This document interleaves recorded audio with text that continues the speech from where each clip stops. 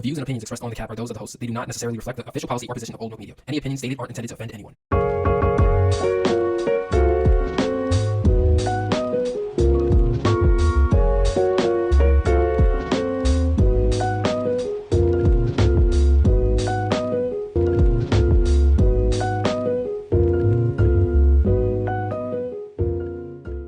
All right, welcome back to the Cap Podcast. This is episode 418. That is Taylor McLeod.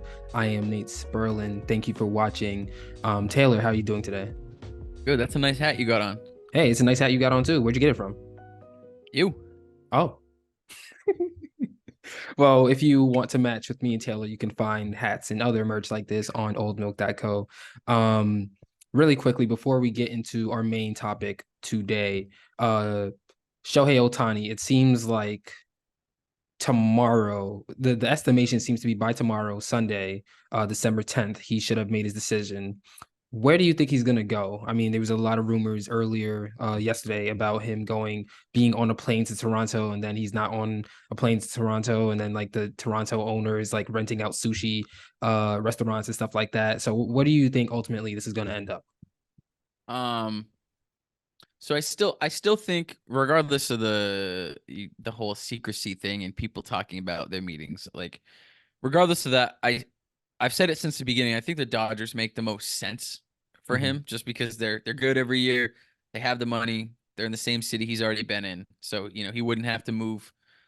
Presumably, maybe he moves within the city, but it's not like it's not like a big deal. I think San Francisco is an interesting landing spot for him. They've struck out on so many big free agents recently, but they've been trying to spend the money. And I know that they were involved when Shohei first came over. And honestly, I hadn't thought of Toronto as a landing spot for a while. And then in the last few weeks, there's been some rumblings. And I do think it makes a lot of sense for him to go there. Like, I have to imagine they're willing to spend the money. They have an indoor stadium, which is obviously something Shohei grew up playing in, especially like his stint in the Japanese Pro League. And I also think it's tough to articulate, but I also think that like playing for a country rather than a city is something he's accustomed to. You know what, like because he is like one of the biggest prides of Japanese baseball. We saw how seriously he took the World Baseball Classic, and so I think Toronto provides a little bit of that. And you also, it would seem to me that you also avoid some of like the circus that is playing in New York or playing in LA or just playing in the States in general. Like it's a little bit like, all right, like I don't know. It just makes sense for a guy like him, kind of like this like mythical, like he's got this thing about him. It's kind of like, yeah, it kind of makes sense for him to be like, yeah, I'm going to go to a really good baseball situation, but in a place that none of you expected me to. Yeah, I agree. I think also just Toronto being known as an international city and having Yeah. like you get the best of both worlds. You get like the culture or semi-culture of a New York City where you have all these different cultures mixing together Yeah. and existing in a city together. And then at the same time, you also don't get the circus. You don't get people getting like sending you hate mail that you threw a slider when you should have threw a fastball like in the Yeah. game that was 2 days ago and stuff like that. So I can definitely see Toronto for sure. That's definitely I feel like we've been talking about this since the baseball season started in March. And I feel like I've been dead right on the targets. Like I said the Cubs if they wanted to spend the money, and the Cubs were rumored. The Yankees, I said no because like all that stuff, like they're a circus over there. The Mets didn't perform, but I always the whole time said the Dodgers. But the one team that just never suspected to me, and now because of all the points that you made, Taylor, makes sense to me, is the Toronto Blue Jays. And I don't know if I can wrap my head around having a Toronto Blue Jays Shohei Ohtani jersey. I'd much rather him be in like Wrigley Field. I think that would be really, really cool. Or him on the Dodgers. I also think that would be really, really cool. But I wouldn't be mad at it compared to him going to say like the Braves or something like that. Like I would be Yeah. incensed if he went to the Braves. And I'm Yeah. glad that that rumor has started to die down. Toronto also has like a great pitching rotation. So Mhm. there's really no pressure for him.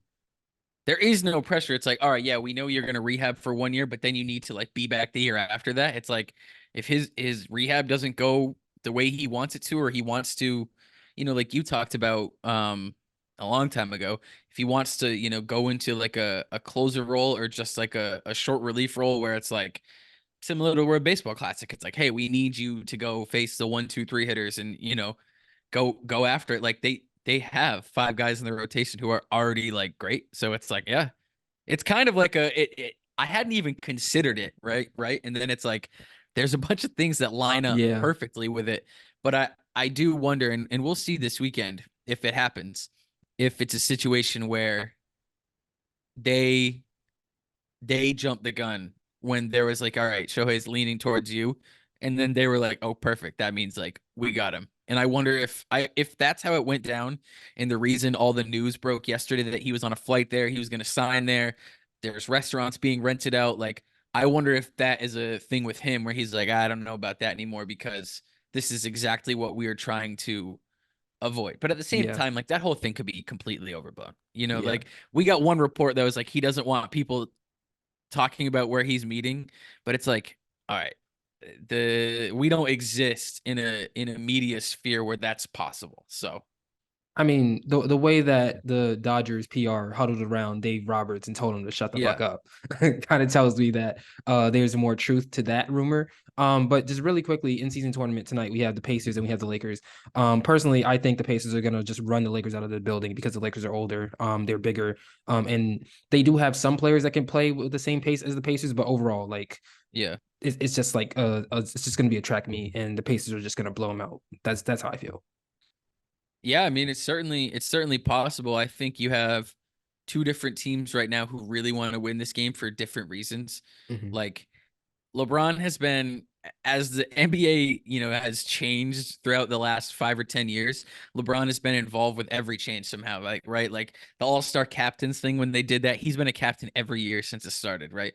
Like he's made it out of the play-in, right? Yeah. So Yes. he all these changes that they've implemented, he's always been right there. And I think that something like this is a lot easier to just be like, all right, I'm going to win this than it is the NBA Finals, because the NBA Finals, so much has to go right, and there's so much. You're not 20 games into the season, you're 100 games into the season at that point. So I think the Lakers have a lot of motivation, but Indy's just, they're so hot right now, and it's funny in a lot of ways to watch them because they're playing like it's the finals every game. And then you look up and down their roster and it's like, yeah, I mean, a lot of them, like, this is the biggest. I mean, Halliburton has said it, and he's been incredible. He's the league MVP right now through the first quarter of the season. He said it. He's like, the game against the Celtics last Monday, he's like, this is the biggest game of my career.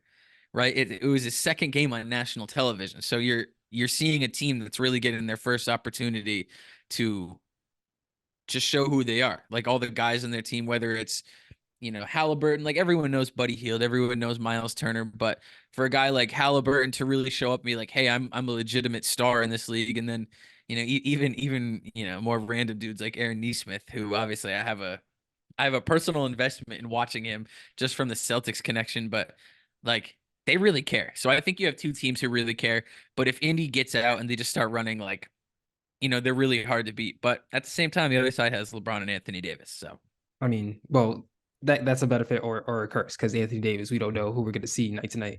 The LeBron thing is it's amazing that he's still 39, and he's playing the way that he's playing. But aside from that, like Anthony Davis is like probably the biggest question mark in the league. And the rest of their roster, it's solid, but I don't know. I don't know. I just don't.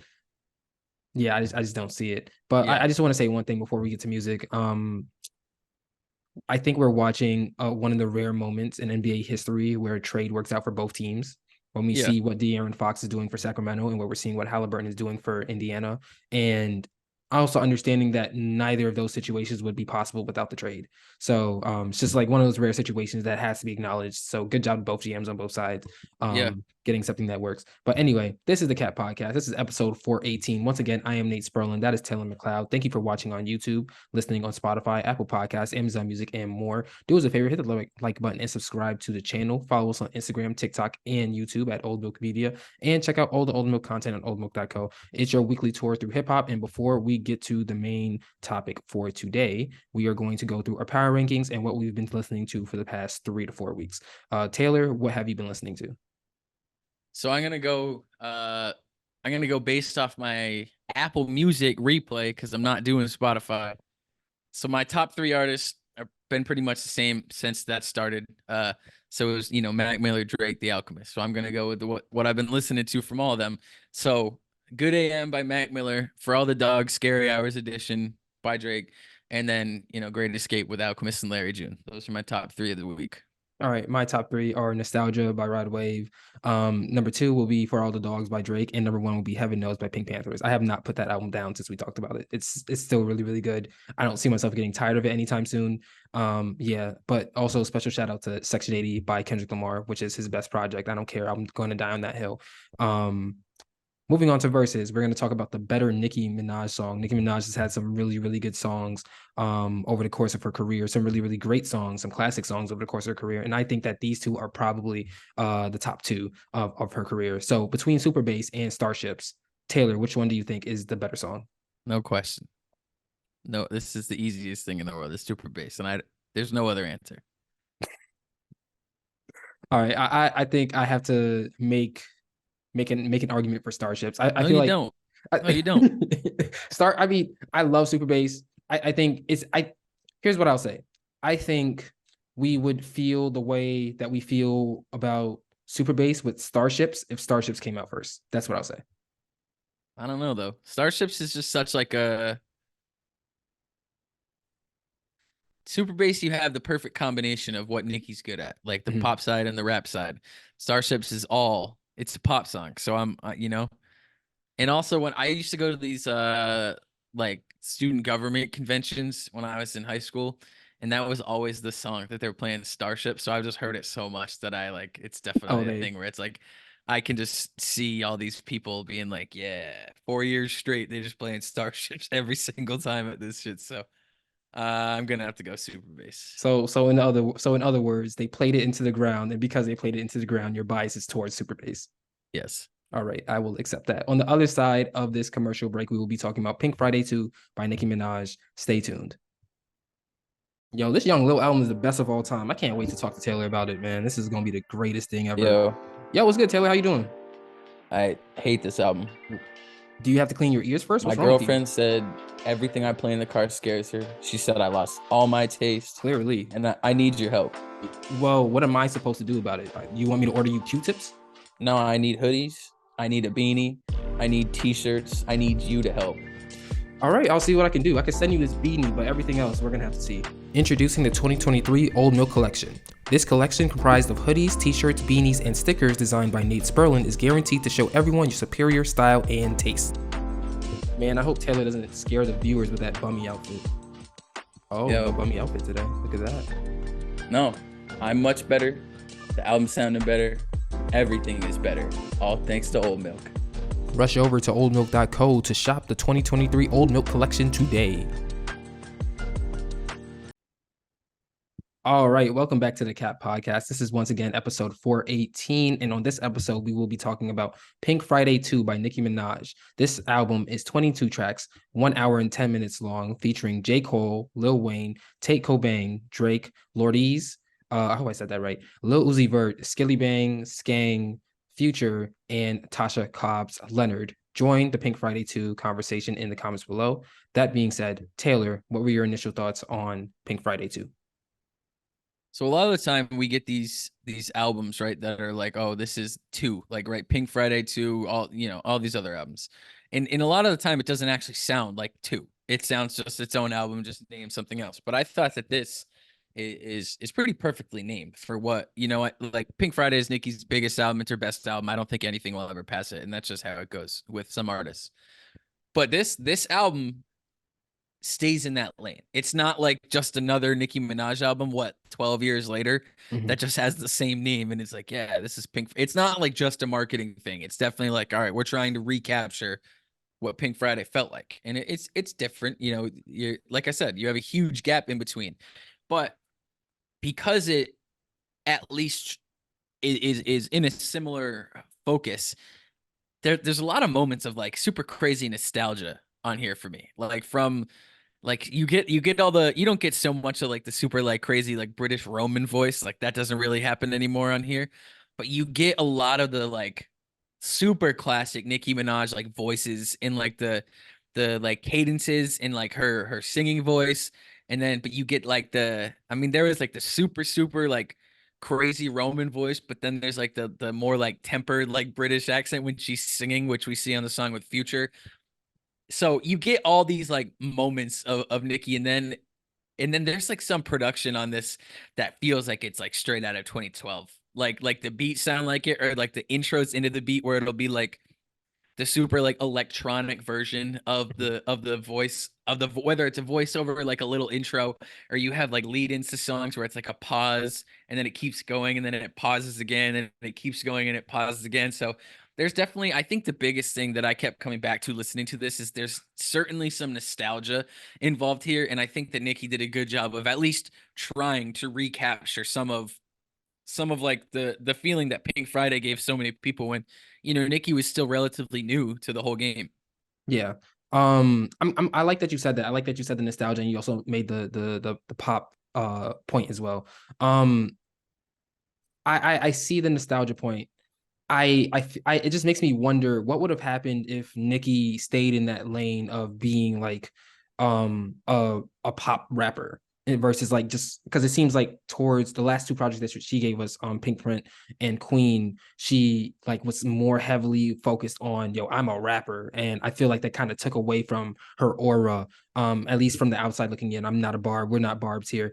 So that being said, this is probably going to be the most honest and the most accurate review that you're going to get from Pink Friday 2, because we don't really have an interest in this either way. Like, we're just going to call it how we see it. So that being said, because of that aura being taken away, of her being the pop star, being the rapper that could be a pop star if she wanted to, I'm going into this album and I'm not really looking for her to once again prove to me that she can rap. Like, I don't care. She's the best female rapper of all time. We know that, it's been established. We've said it, like we say it year after year after year. I'm not interested in her proving it again. Like, it's just cemented. Nobody has really even come close to her in that category of just like straight bars. So it just seems like you're just beating a dead horse at this point. So that being said, I'm more interested in the musicality. I'm more interested in how her rapping pairs with her other talents. And because of that, I was kind of afraid, just because of everything going around with her beefing with all these other female rappers and stuff like that, such as Lotto, such as Meg Thee Stallion, Cardi B, et cetera, et cetera. I was afraid that she would just like come in and she would just try to bar everybody to death in 2023. And to her credit, however, at least for the first half of the album, she seems to have focused more on that musicality. And I think that's why the content, or not the content, the nostalgia comes into play, the Pink Friday nostalgia. I will say that the first half is better than the second half, however. I can do without the stretch from Red Ruby to Sleaze to Super Freaky Girl. Those two songs, like, I feel like there's a good flow to the album until we get to Red Ruby to Sleaze. And perhaps it's because that song is stale to me. It came out in March 2023. Super Freaky Girl also came out in August 2022. So besides those two songs, like, being good performing singles for her, which, to be honest, I don't really know if those two singles really had impact outside of her massive fan base. I don't really see the reason to put those two songs here. And because of that, that makes me feel the most like that stretch between it's a really a 4 song stretch. That makes me the most disengaged that I am throughout the whole album. And because of how disengaged I feel through that, it's hard for her to regain that album, that momentum. And that leads to tracks like Bomb Bomb, Nikki Hendrix, Suffering, because I'm just not, it just doesn't feel the same. And I think that I would have a different opinion, or value those tracks differently if they were in the first half of the album instead of the second half of the album. It kind of feels like if Nicki Minaj is a football team, she scored 21 points in the first half, and in the second half she only has 2 field goals, or she gets shut out. That's how it feels. And because of that, and another reason for that also is because the track listing in on the second half, it just seems random, because then again you have these 2 stale songs. Forward from Trinity just doesn't make sense where it's placed, and then after that you have some fine songs, but I think that within the flow they would feel better. And lastly, Nicki Minaj claimed that there are no skips on this album. That's just not true. First of all, I personally, in my opinion, I think it starts off with a skip, because Are You Gone Already? I just don't like how the pitch of the Billie Eilish sample is used. Like it's just annoying to me. I appreciate what she's rapping about, how she kind of uses her voice on that, but it's just the sample just takes me out. And lastly, before I hand it back to you, Taylor, everybody with Lil Uzi, that's a skip, straight up. It's Uzi should have been on a different track where you can actually hear him and you can actually hear his lyrics. It probably will be a good club song, but outside of the club, it seems like a terror to listen to, if I'm being honest with you. I can't, like I said before, like the everybody thing that comes up during in the production, like every 10 seconds, you can't understand Uzi under it over it. And it also kind of seems like Nicki Minaj is trying to make her own version of Just Wanna Rock, or she's trying to capture that. And I don't think she needs to try to do that. Like again, like whatever song the Barbs choose is going to be the best song of the album, is going to go because it's the Barbs and they have like it's just so much of them. Like it's just undeniable that Nicki Minaj is going to perform on the charts every single time. So I don't really think she needed to go do that. And last thing, whoever ranked that song as the best song on the Billboard article that came out yesterday, they need their ears clean because what are you listening Yeah. to? I mean, that just feels like it's like, okay, yeah, this was supposed to be the one, so I guess we just put it number one. I agree. I think that for me, 1 through 9 is is easily the best stretch of this album. 1 through 9, and then for me, it's like 10 to 17 feels like 7 or 8 different attempts to find the hit Mm-hmm. in here, and it's like, and I mean, it kind of links back to our conversation we started this with, where it's like it's trying to find the Starships, it's trying to find the Anaconda, it's trying to find the, but it's like Super Freaky Girl was already that off Yeah. this. You know what I mean? Like it already did it. It's like, yeah. So, and maybe it shouldn't have even been included here to let some other, and whatever. Like that was such a TikTok song in the, I mean, on that Billboard list that you just referenced, ranking the 22 songs. I think the first review of the Uzi song was like, oh, this is going to be a TikTok anthem. And it's like, okay, so it's like that stretch 10 through 17, so from Cowgirl to Bomb Bomb, feels like it's trying to find the TikTok song, which I understand. It's part of how music is rolled out now. And notice I didn't say anything about this project being 22 songs because it didn't need to be 22 songs, because I understand that at this point it's just a given that either you're trying to game the streams or you're trying to find the TikTok sound. And that's just part of it. But I think you're right, where I think the song to me that suffers the most is Nicki Hendrix, because you come off this stretch of like searching for searching for a social media song, searching for a viral song, to this Nicki Hendrix song that's, I think Future is much better than Nicki on that song, but I would like the reason it sounds off to me from Nicki is almost because I've been in this mode for 8 songs where it's like, okay, are we dealing with like serious, like serious R&B Nicki, serious pop Nicki, serious like rap Nicki? Are we like in this area where we're just trying to find something?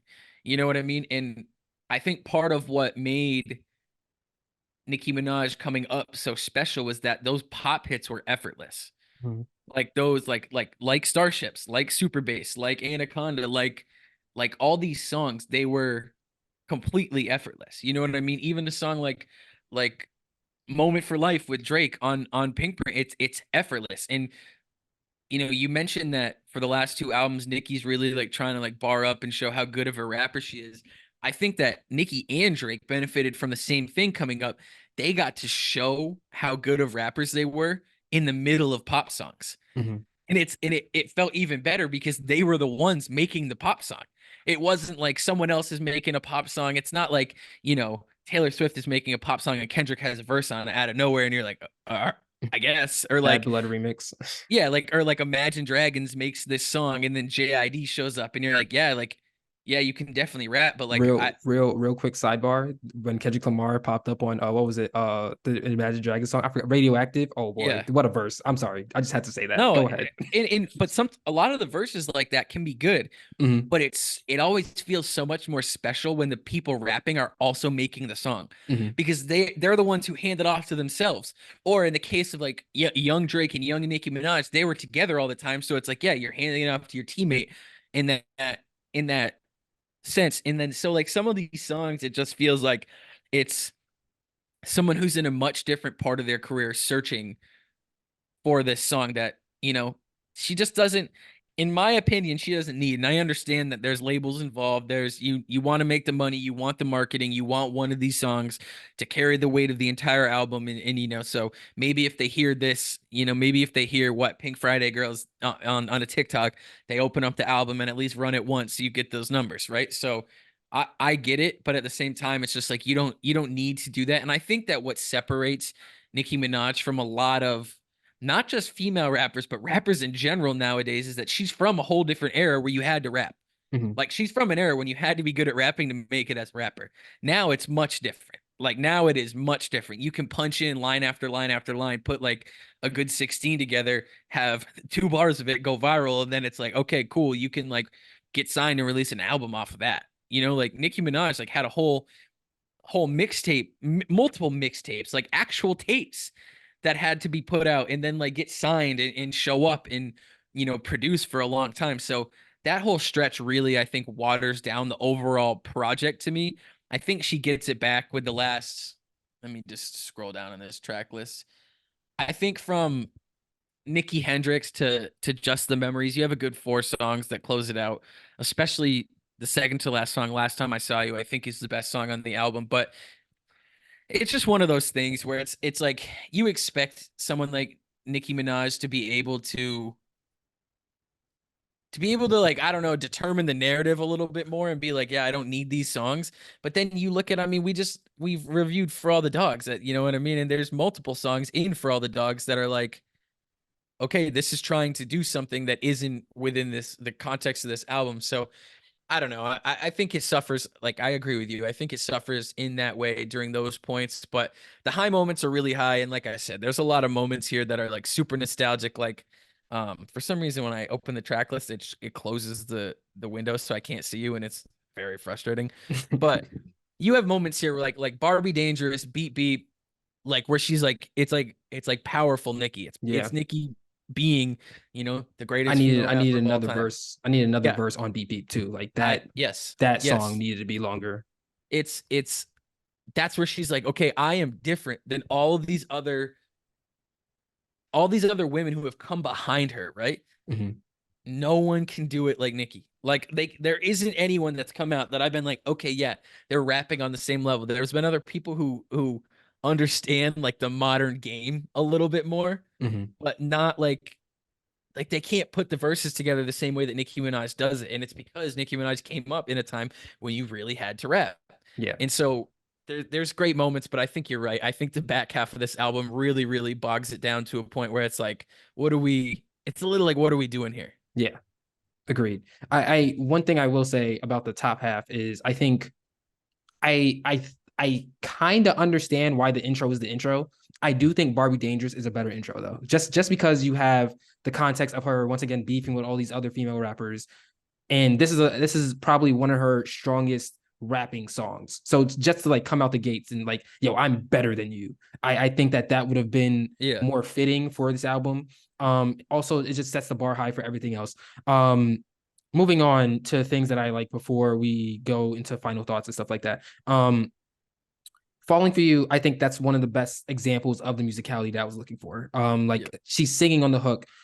I think her singing talent in her over the course of her career is underused. Like it's honestly like criminally underused. I think if she used it more, I would have a better taste in my mouth from Queen, from Pink Print. But Falling for You, the way that she sings on it, and then also like the first two verses on that song are relatively short, and then we get the singing, and then we get into a flow with the song, and then she gives us that long third verse, and I think that's really strategic, and I think that strategy helps. I think that strategy helps the song be great. Needle, that's another example of her being versatile. I think having Drake set the tone for that song and then her following suit with the tone that Drake sets is also very smart, very strategic, and ultimately works out for the betterment of the song. Like you said, last time I saw you is probably. I think that's also. I think I'd agree with you. That's probably the best song on the album too. Just because like the singing ability, once again, just like being reminded that Nicki Minaj isn't just a rapper. She's an artist. Like she's an all encompassing artist. I appreciated that. And just for the memory, just the memories, that's a good outro. Like Yeah. storytelling, good singing, good rapping as always. Really, really good outro. What did you think before we get into final thoughts? What did you think about Let Me Calm Down with J. Cole?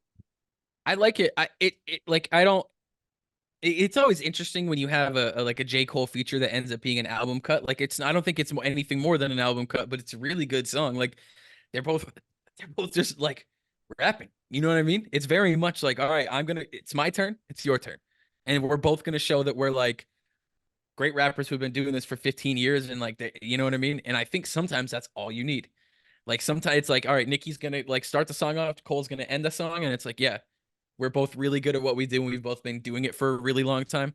It's like when your favorite team goes and like beats someone like, you know, like 116 to 89 on like a Mm-hmm. Wednesday night that's not on ESPN, and you're like, yeah, yep. Like, Supposed to happen. okay.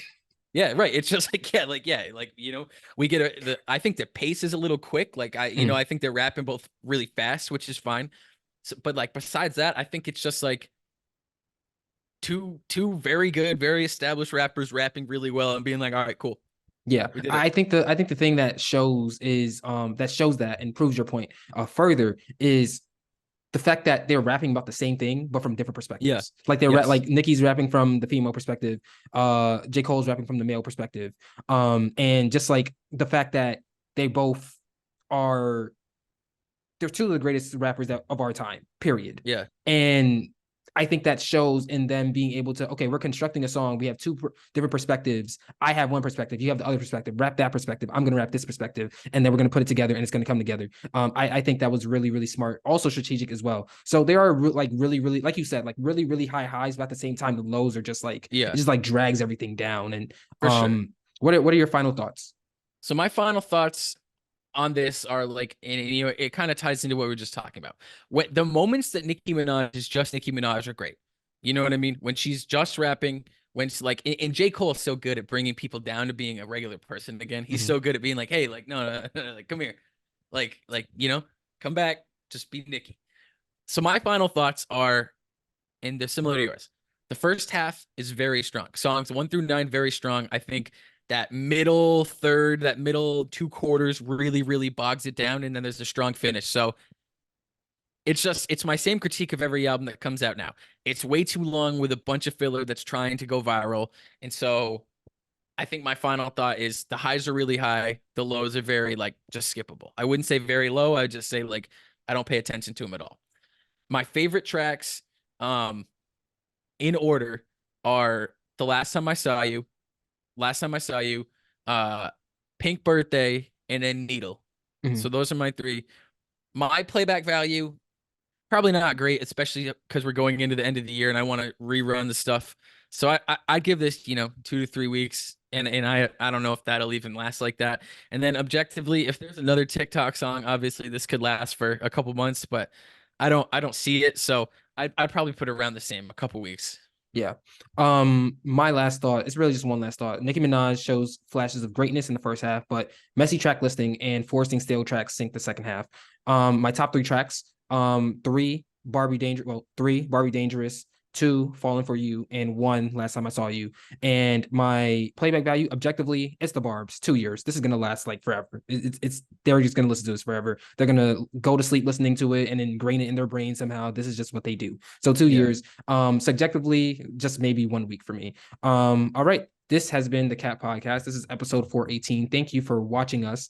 Let us know what you think about Pink Friday 2 in the comments below. Do us a favor, hit the like button and subscribe to the channel. Follow us on Instagram, TikTok, and YouTube at Old Milk Media, and check out all the Old Milk content on oldmilk.co. That being said, we can guarantee one last show because obviously we have to do the last the year wrap up. If someone drops before that, we will be there, obviously, but honestly, it's not looking very clear. The water is very opaque because you got 21 Savage teasing, you got Future and Metro Boomin teasing, you got Playboy Cardi now teasing. So I guess we'll just wait and see. But that being said, thank you for watching. We'll be back when hip hop tells us to be. We're out.